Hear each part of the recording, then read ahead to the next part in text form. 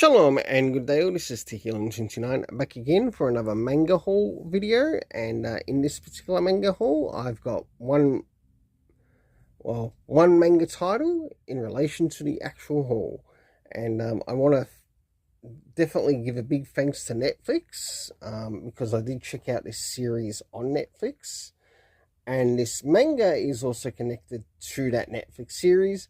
Now, I think there might be some slight changes with some of the manga as well as the anime, but I'll find it out soon enough.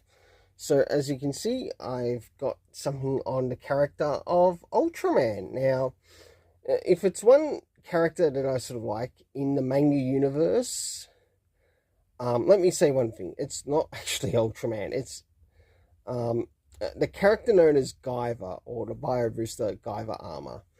And I was sort of looking for something that was somewhat similar to that particular story and series. Until, of course, I remembered one other YouTuber who had mentioned it to me a long time ago, whether he still watches my channel or not. I still thank him, Switchpoint. But I've also been in communication with Kabuto Studios, or Spencer from Kabuto, who's connected to Bounding into Comics and also spoken about it too. So I ended up watching all 3 seasons on Netflix, and of course we're introduced to the character of Shin Hayata, and we learn that Shin Hayata actually has a son, and for what we know is that with Shin Hayata, there were times that he doesn't remember actually being Ultraman, and we do get quite a bit of a story as to how that sort of connects to sort of like the end of the series.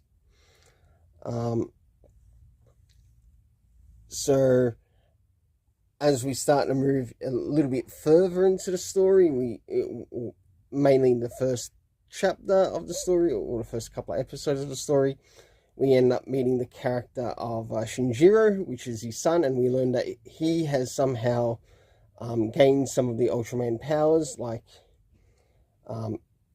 if anything, this is, if I were to put this in, say, a DC Comics context, this is actually a well-written story, which does have family involvement in it too, between father and son. And I'm just going by what I remember of the animated series, but like I said, I don't know how much this differs compared to the manga, or what is different in the manga compared to the animated series. I'll find it out when I actually start reading through it. If I were to say one thing, the Ultraman would be a really good take of, say, a father and son story brought to screen. Or not only that, when we do meet Shinjiro again, like when we first see Shinjiro, he's sort of like younger, then time period passes, and by the time we do actually catch up with him later on, he's actually in his teens, and his powers starting to manifest once again. Or the Ultraman powers begin to manifest once again, and a little bit more different this time around. And he also needs his father's help to sort of like help do his best to understand his own powers as to how they work, and how he's also able to work with say other characters that he meets in the story. Some of the characters that I like are Shinjiro, of course, because he's sort of like a legacy character of sorts. And I had no idea that they actually covered like legacy type characters in the Ultraman series. I did manage to check out a few videos as well on the topic of Ultraman, so it's really quite good. At least it still remains a part of the Ultraman universe, but whether it falls into any particular timeline, I got no idea at all.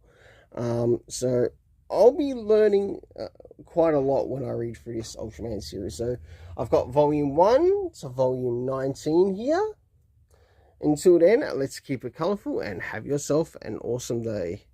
And hopefully in the future, I'll be able to cover a review on these particular volumes.